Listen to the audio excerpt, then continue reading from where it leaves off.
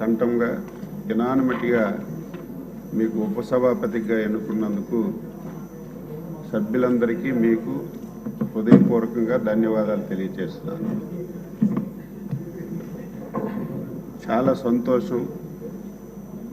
ఒక సమర్థమైనటువంటి వ్యక్తిని, అనుభవం కలిగినటువంటి వ్యక్తిని ఈరోజు ఎంపిక చేసినందుకు ముందు ముఖ్యమంత్రి గారికి అభినందిస్తున్నాను. చాలామంది చాలా విషయాలు మాట్లాడారు. అందులో ముఖ్యమంత్రి గారు సుదీర్ఘమైనటువంటి రాజకీయ అనుభవం కలిగినటువంటి వ్యక్తి. ఆయన సుదీర్ఘ అనుభవంలో గత 5 సంవత్సరాలు ఒక్కసారి మనం ఆలోచన చేస్తే ఆయన నిద్ర లేనటువంటి రాత్రులు ఎన్నో గడిపారు. ఆ రోజు ఆయన నాయకత్వంలో రాష్ట్ర పార్టీ అధ్యక్షుడిగా పనిచేశారు. ఇటు పార్టీని కాపాడడంతో పాటుగా, పార్టీలో ఉన్నటువంటి నాయకుల్ని కాపాడటంతో పాటుగా, సమాజంలో గత ప్రభుత్వం వల్ల ఎవరెవరికి ఇబ్బందులు జరిగాయో పార్టీలకు అతీతంగా ప్రతి ఇష్యూని ఒక సీనియర్ నాయకుడిగా, ఒక అనుభవం ఉన్నటువంటి నాయకుడిగా ఆ రోజు పనిచేసిన విషయాన్ని నేను గుర్తు చేస్తున్నాను. గత 5 సంవత్సరాల్లో నా అరెస్ట్ నుంచి ప్రారంభమైంది. ఎప్పుడు మనం రాజకీయాల్లో అధికారంలో ఉంటే ప్రభుత్వం తరపున సేవలు అందిస్తాం, ప్రతిపక్షంలో ఉంటే ప్రజల పక్షాన మనం సమస్యలు ప్రభుత్వం దృష్టికి తీసుకొచ్చి పరిష్కరిస్తాం. కానీ గత 5 సంవత్సరాలు అటువంటి పరిస్థితి ఆంధ్రప్రదేశ్లో మనం చూడలేదు. అటువంటి ప్రభుత్వాన్ని మనం చూసాం ఫస్ట్ టైం. ఆ రోజు ఒక వ్యక్తి, ఆ వ్యక్తి పేరు కూడా మనం మాటికి మాట్లాడుకోం. ఇన్ని సంవత్సరాలుగా రాజకీయం చూస్తున్నాం ఆంధ్రప్రదేశ్ రాష్ట్రంలో. స్వాతంత్ర భారతదేశంలో కూడా ఎన్నో పార్టీలు వచ్చాయి, ఎన్నో ప్రభుత్వాలు వచ్చాయి. కానీ ఒక దుర్మార్గమైనటువంటి ఆలోచన, ఈ రాష్ట్రానికి నేను ముఖ్యమంత్రి అయ్యాను, ఈ రాష్ట్రంలో శాశ్వతంగా నేనే ముఖ్యమంత్రిగా ఉండాలి, ఈ రాష్ట్రంలో నా ఒక్క రాజకీయ పార్టీ ఉండాలి, ఇంకొక పార్టీ ఉండకూడదని ఒక ఆలోచనతో డే 1 నుంచి కూడా ఆ రోజు పనిచేసిన విషయాన్ని ఒకసారి నేను గుర్తు చేసుకుంటున్నాను. అందులో భాగంగా కక్ష సాధింపు చర్యలన్నీ కూడా మొదలయ్యాయి. ఎవరైతే ఆ రోజు ప్రభుత్వం పైన, ప్రభుత్వ నిర్ణయాలపైన, ప్రభుత్వం చేసినటువంటి తప్పుడు విధానాలపైన గొంతెత్తి మాట్లాడారు, ఒక్కొక్కరికి కేసులు పెట్టి అరెస్టులు చేసి ఏ విధంగా హింసించారో మనందరం కూడా చూసాం. అందులో భాగంగా మీరు కనీసం ఆ పార్టీ గుర్తు మీద గెలిచినటువంటి పార్లమెంట్ సభ్యులు మీరు కనీసం ఆ ఆలోచన చేయాలి. ఆ రోజు మీరు 151 స్థానాలతో ఆంధ్రప్రదేశ్ ప్రజలు గెలిపించారు. మీరు ముఖ్యమంత్రిగా చేసినటువంటి నిర్ణయాలు సరిగా లేవు, దీనివల్ల రాష్ట్రంలో అనేక ఇబ్బందులు జరుగుతున్నాయని చెప్పి మీరు ఆయన మంచి గురించి, ఆయన నడవడిక మార్చుకోవడం గురించి మీరు గొంతెత్తి మాట్లాడితే, సొంత పార్టీ ఎంపీ అని చూడకుండా మీకు ఎన్ని ఇబ్బందులు పెట్టారు అందరూ కూడా చెప్పారు. ఆ రోజు నాకు బాగా గుర్తు, కరెక్ట్గా 2 గంటలకి మీకు ఎప్పుడైతే అరెస్ట్ చేశారో ఫస్ట్ అధ్యక్షుల వారు ఫోన్ చేసి, ఆయన ఏ పార్టీ అయినా, మన పార్టీతో సంబంధం లేకపోయినా మనం దీని మీద స్టాండ్ తీసుకోవాలి, ఆయనకు మనం మద్దతుగా ఉండాలని చెప్పి, ఏ రోజైతే మీకు అరెస్ట్ చేశారో ఆ నిమిషం నుంచి మళ్ళీ మిలిటరీ ఆఫీసులో మీరు రిలీజ్ అయ్యి హాస్పిటల్లో మీ ఇంటికి చేరినంత వరకు ప్రతి నిమిషం మానిటరింగ్ చేసినటువంటి వ్యక్తి, సమాజ శ్రేయస్సు కోరినటువంటి వ్యక్తి చంద్రబాబు నాయుడు గారు. ఆ రోజు ఎవరు మాట్లాడలేకపోయారు, ఎవరు బయటికి రాలేకపోయారు. ఢిల్లీలో ఒక రిప్రజెంటేషన్ ఇద్దామంటే ఎవరు పలికినటువంటి పరిస్థితి లేదు.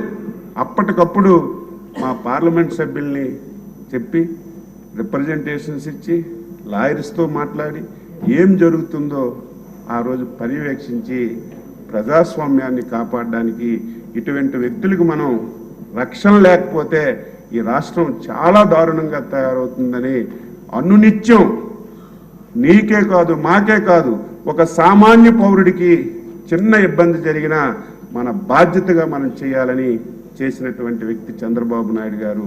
అందులో మీకు పడినటువంటి కష్టాల్లో ఆ రోజు మేము కూడా భాగస్వామ్యం. ఈరోజు చూస్తున్నాం అసలు ఏమనాలి, దానికి కొన్ని బ్లూ మీడియా వత్తాసు పలుకుతున్నారు. ఈరోజు ఒక పార్టీ శాసనసభలో కనిపించడం లేదు. ఆ రోజు మేము చంద్రబాబు నాయుడు గారు ఫ్యామిలీని అవమానపరిస్తే నేను బయటికి వెళ్తాను, కానీ మీరెట్టి పరిస్థితుల్లో బయటికి రావడానికి వీల్లేదు, శాసనసభలో చివరి నిమిషం వరకు ఉండాలి, ప్రజా సమస్యలపైన పోరాటం చేయాలి, మైక్ ఇవ్వకపోయినా అవమానం పరిచినా మన డ్యూటీని మనం నిర్వహించాలని చివరి నిమిషం వరకు ఎన్నో అవమానాలు భరించాం. అవమానాలంటే మామూలు అవమానాలు కాదు, దారుణాతి దారుణంగా ప్రజాస్వామ్యంలో అలాంటి మాటలు ఎవరు కూడా మాట్లాడరు. ఆ రకంగా మాకు హింస పెట్టినా మా డ్యూటీ మేము చేశాం. ఈరోజు నువ్వు చేసిన పాపాలకి ఈ రాష్ట్రాన్ని నువ్వు పూర్తిగా నాశనం చేయడం వల్ల నీకు ప్రజలు తీర్పిచ్చారు. నువ్వు రావాలి, రాకపోయినా పర్వాలేదు, దానికి అడ్డదిడ్డంగా ప్రజాస్వామ్యం అంటే అంబేద్కర్ గారు రాసినటువంటి రాజ్యాంగాన్ని దేశంలో అమలుపరుచుకుంటున్నాం. ఎవరమైనా సరే, ఏ రాజకీయ పార్టీ అయినా అది జరిగి తీరాలి.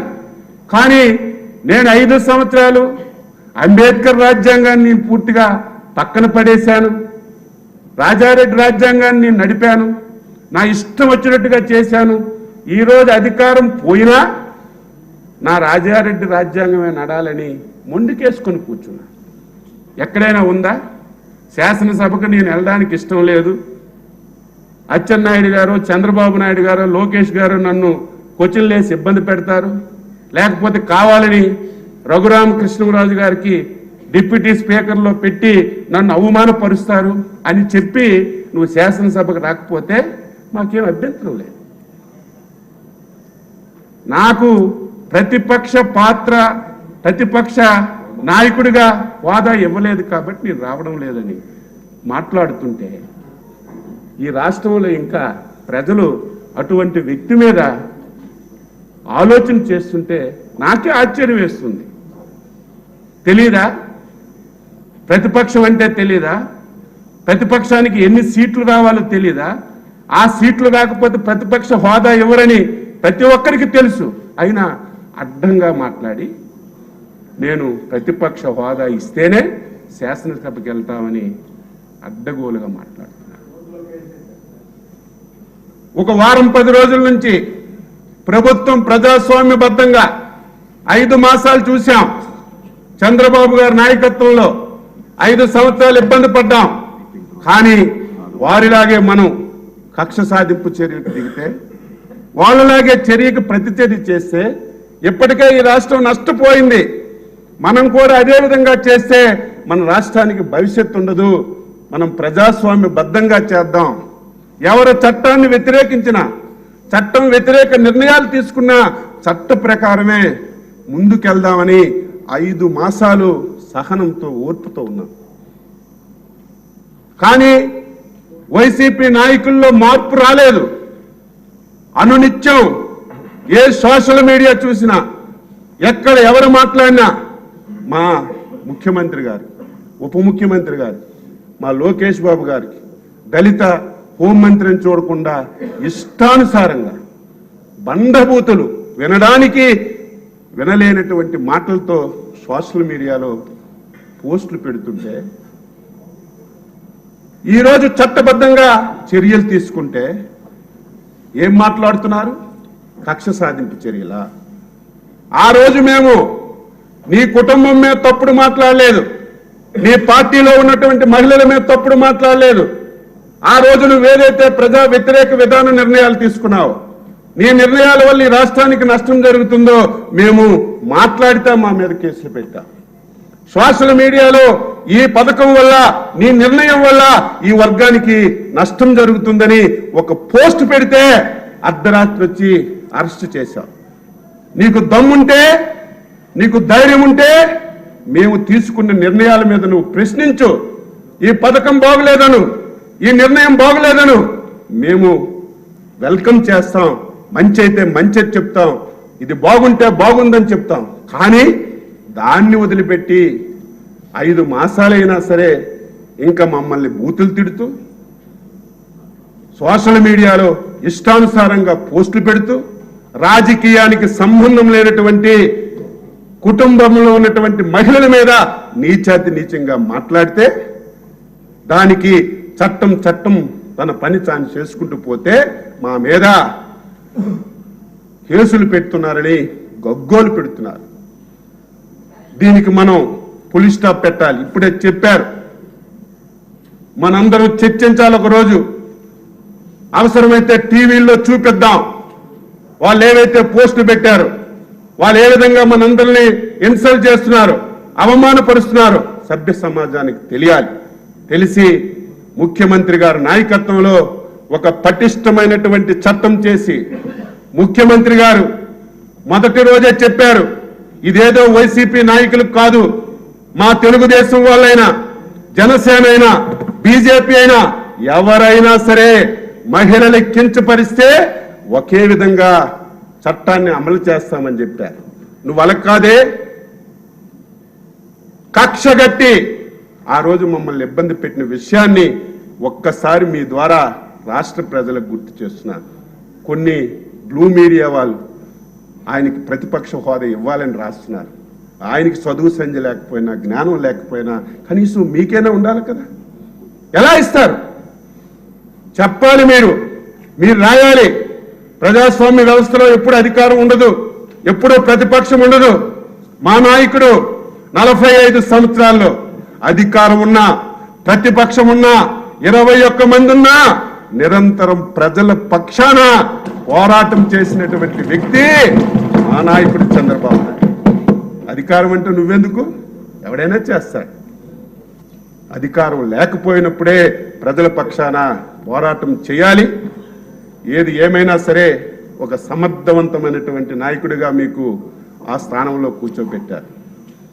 నాకు ఒక ఆశ ఉంది. 5 సంవత్సరాలు ఒక్క రోజైనా నేను కోరుకున్న వ్యక్తి ఇక్కడికి రావాలి, మీరు ఆ స్థానంలో ఉండాలి, నాకు 1 గంట సమయం ఇవ్వాలి. అప్పుడు అన్నీ మంచి జరగాలి, నేను అనుకున్నది జరగాలి.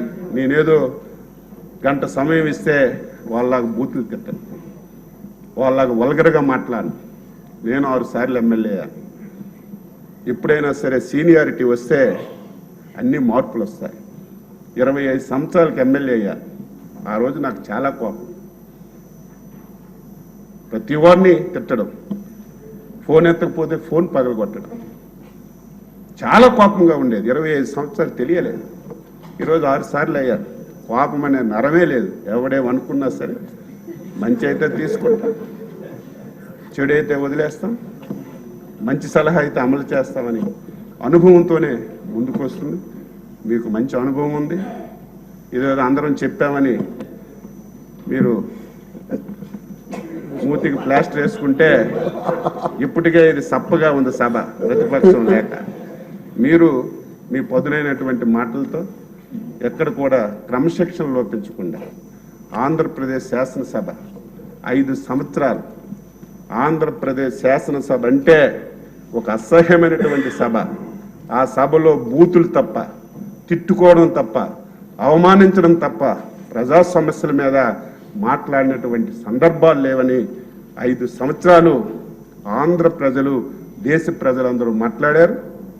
మళ్ళీ అదే సభని మన నాయకుడు చంద్రబాబు గారి నాయకత్వంలో ఆంధ్రప్రదేశ్ శాసనసభ ఈ దేశానికి ఒక రోల్ మోడల్ కావాలి. ఆంధ్రప్రదేశ్ మళ్ళీ పునర్నిర్మించడానికి ఇది ఒక వేదిక కావాలి. దాని గురించి సభాపతిగా అయ్యన్న పాత్రుడు గారు, ఉపసభాపతిగా మీరు ఆ పాత్ర పోషించాలని, పోషిస్తారని మనస్ఫూర్తిగా విశ్వసిస్తూ మీకు మరొకసారి హృదయపూర్వకంగా అభినందనలు తెలియజేస్తూ సెలవు తీసుకుంటున్నాను. నేనెంతో అభిమాని